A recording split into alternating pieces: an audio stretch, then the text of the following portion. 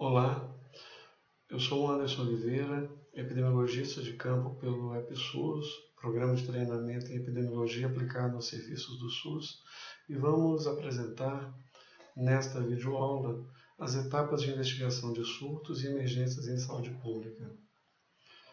Na vida real de um profissional de um serviço de vigilância, geralmente recebemos as notificações em situações mais incomuns, próximo aos finais de semana, como por exemplo nesse exemplo, onde o notificador entra em contato com a vigilância às 17h40 com informações bem preliminares e a vigilância tem que estar preparada para tomar as medidas necessárias.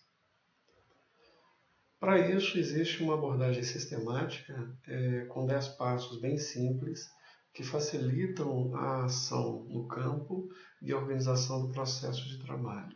Nós vamos destacar cada uma delas nos slides a seguir.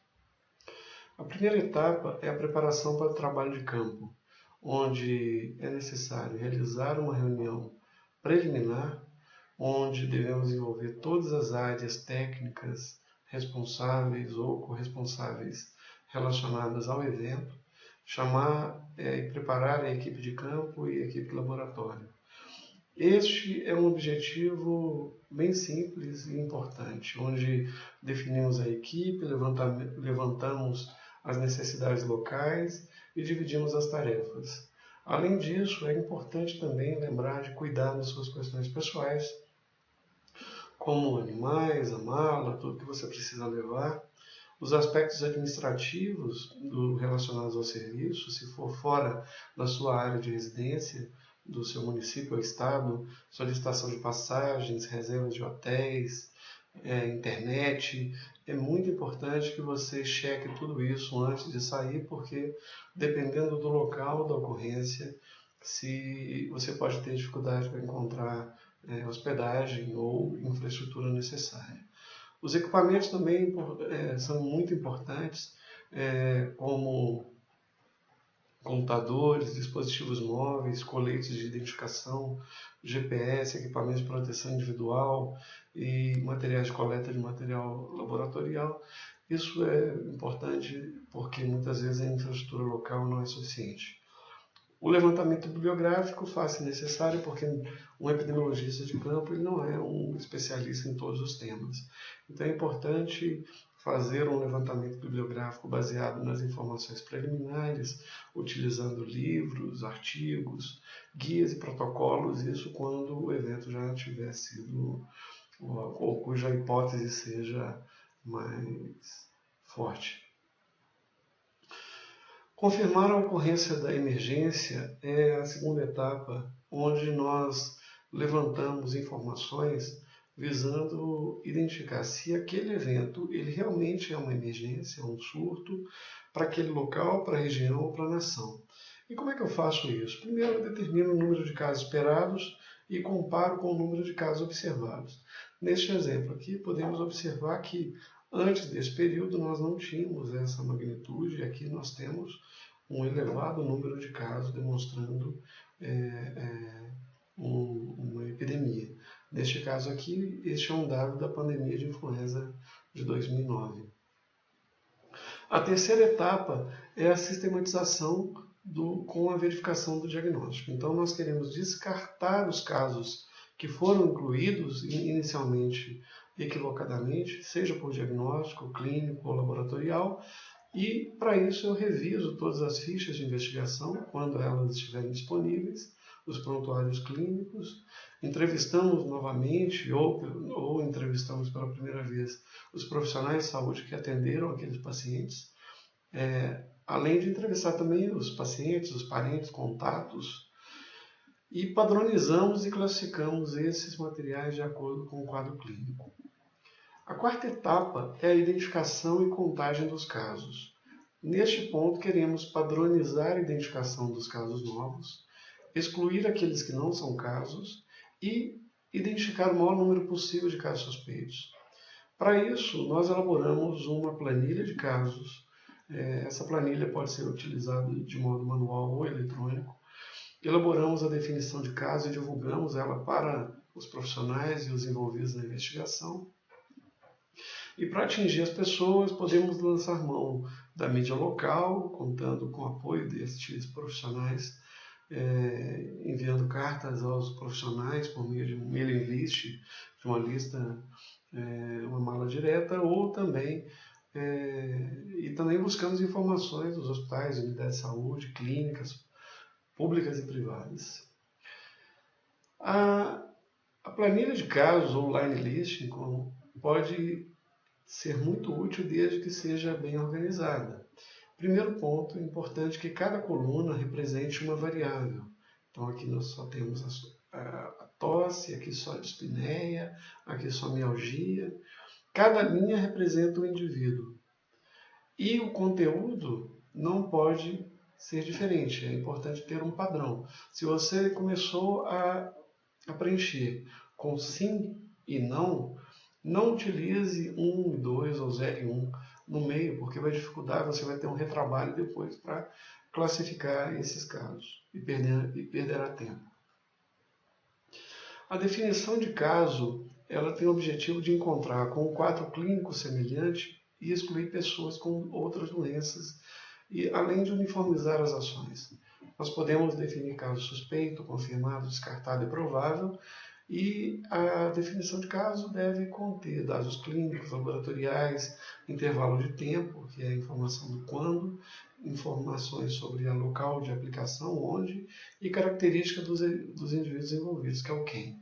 É importante porque a definição de caso seja aplicável a todas as pessoas investigadas e, geralmente, ela é mais sensível no início da investigação.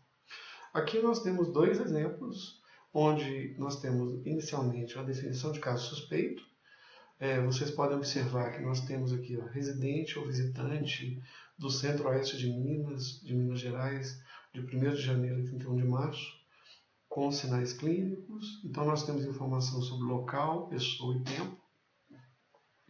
Já a definição de caso confirmado, ela pode ser geralmente uma composição da definição de caso suspeito. Então, para ser o caso confirmado, ele precisa ser um caso suspeito ou seja, tem que ter uma dessas outras 3 situações aqui, condições. É importante lembrar que o I e o OU, lá da teoria de conjuntos, é muito utilizado. O I é uma somatória, o OU é uma exclusão, ou seja, ele não necessariamente tem que ter as 2 condições. Ele pode ter, mas não é obrigatório. Depois disso, eu vou organizar as informações por tempo, lugar e pessoa, cujo objetivo é identificar ou explicar como e por que aquilo aconteceu. Os dados de pessoa quer dizer quem foi afetado, os dados de tempo quer dizer quem, quando que foram afetados, e os dados de lugar vai abordar onde foram afetados, onde ele pegou a doença, onde que ele foi infectado, dependendo da doença. Depois disso, eu vou organizar. Para organizar as informações referentes às pessoas, é importante lembrar que a ocorrência de algumas doenças que afetam algumas pessoas no mesmo período e local em que outras não são afetadas, fornecem indícios das causas e orienta como devem ser direcionadas as estratégias de controle. Então, nós temos aqui alguns objetivos, como descrever o grupo que é afetado em detalhe, identificar os fatores comuns aos casos, idade, sexo, raça, estado civil, etc. Obter denominadores para calcular as taxas e também comparar os grupos. Aqui neste exemplo, podemos observar que a taxa de ataque de diarreia por idade em uma creche, nessa creche afetou 85% as crianças com até 1 ano de idade. Na organização da informação por tempo, um surto ou epidemia é uma concentração de casos novos no tempo e no espaço. Então, nós podemos utilizar uma curva epidêmica ou uma curva de casos, distribuindo essas informações no eixo X, por semana, por dia, por mês.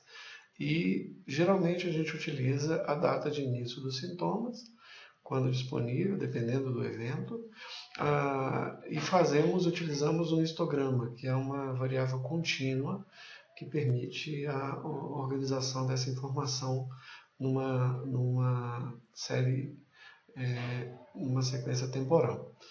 Ele também vai demonstrar a magnitude do surto e a tendência temporal, e geralmente os intervalos são definidos de acordo com o menor período de incubação conhecido.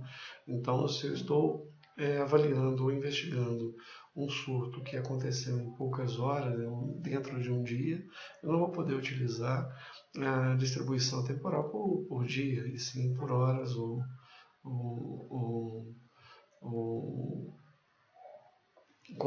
por horas com um nível de detalhamento o mais preciso possível. Na organização das informações por lugar, a distribuição geográfica dos casos indica onde uma doença é mais ou menos importante e fornece indícios para sua causa ou ocorrência. As variáveis podem ser país, estado, cidade, bairro, residência, hospital, etc. E nós podemos lançar mão de estratégias diferentes dependendo da infraestrutura disponível. Aqui no caso GPS, aqui no caso um mapa em papel e aqui um croquis, um desenho. Então nós temos essas três formas, entre outras disponíveis. Todas elas vão indicar a concentração. O que nós queremos observar é essa característica de concentração de casos em um local. E isso vai facilitar depois identificar ou investigar melhor por que ocorreram casos em outras regiões de uma cidade, de um bairro, de uma localidade. Tudo isso vai lhe subsidiar para o levantamento ou formulação de hipóteses. Então, o relato dos casos, além daquilo que você coletou no formulário, será muito importante, baseado no quadro clínico ou no seu conhecimento sobre aquela condição clínica, a observação, os aspectos epidemiológicos locais, a biologia, além de utilizar de imaginação e raciocínio, você vai poder levantar hipóteses que possam explicar o padrão do evento, propondo respostas, né? Para isso, você poderá lançar mão de estudos observacionais, experimentais e testar essas hipóteses posteriormente. Nessa etapa, você pode, dependendo das condições, realizar estudos estudos epidemiológicos, como caso controle, coorte, entre outros, mas é importante destacar que os aspectos analíticos aí, que muitas vezes chamam a atenção, eles são ferramentas importantes, mas servem apenas para lhe subsidiar na identificação da causa, do fator comum que levou à ocorrência de um evento. Se você chegou, dependendo dos achados, você pode necessitar complementar a investigação com estudos adicionais, ou caso você não tenha encontrado nenhuma associação estatística, ou dependendo das associações, você poderá refinar com estudos adicionais, epidemiologia molecular, estudos ambientais e outros métodos para subsidiar a tomada de decisão. Com base na evidência mais consistente, mais robusta, disponível, você vai adotar como profissional de saúde pública medidas para controlar a fonte do organismo patogênico, tentando interromper a transmissão e também estimulando a resposta do hospedeiro à exposição. E para isso você pode lançar mão de uma série de instrumentos disponíveis na saúde pública e acessíveis do Sistema Único de Saúde. Uma vez, a comunicação dos resultados, ela pode acontecer durante a investigação e também deve acontecer ao final. É sempre importante apresentar os resultados e recomendações, tendo cuidado de em relação à linguagem adotada, documentar as experiências para que forneça mais elementos para situações que porventura possam ocorrer novamente. Estas experiências precisam ser compartilhadas e essa informação é necessária ser disseminada. Nós podemos utilizar entrevistas, seminários, reuniões com a comunidade, além de elaborar relatórios, boletins, notas, artigos. Para isso, na comunicação, logo no início, é importante definir um interlocutor da equipe com a imprensa. Geralmente são as autoridades de saúde, o secretário estadual, o secretário municipal, um diretor, um superintendente ou alguém da área de comunicação. É necessário estabelecer um fluxo de comunicação contínuo. Se você está numa investigação de surto e combinar com a imprensa de que você vai soltar o relatório, o boletim, determinado dia, em determinado horário, isso deve ser cumprido à risca, com pontualidade, com muita precisão. E a comunicação deve ser clara e objetiva para você ganhar apoio da sociedade. Finalizando, é importante levar em consideração os aspectos éticos, né, em relação à orientação dos participantes. Todo esse processo deve ser voluntário, tem que cuidar da confidencialidade, o respeito no tratamento com as pessoas. A abordagem, se você estiver investigando um surto com óbitos, o cuidado na abordagem com os familiares, não utilizar as informações ou amostras coletadas para outras finalidades, senão aquela específica. Comunicar sempre os resultados à autoridade de saúde de modo oportuno, não esperar concluir o processo ou publicar num artigo científico para depois comunicar. Recomendar medidas de prevenção e controle, divulgar os resultados e considerar todos os participantes da investigação nos resultados e nas comunicações. Eu espero que esta apresentação seja útil para vocês. Eu agradeço a atenção de todos e o interesse por este assunto.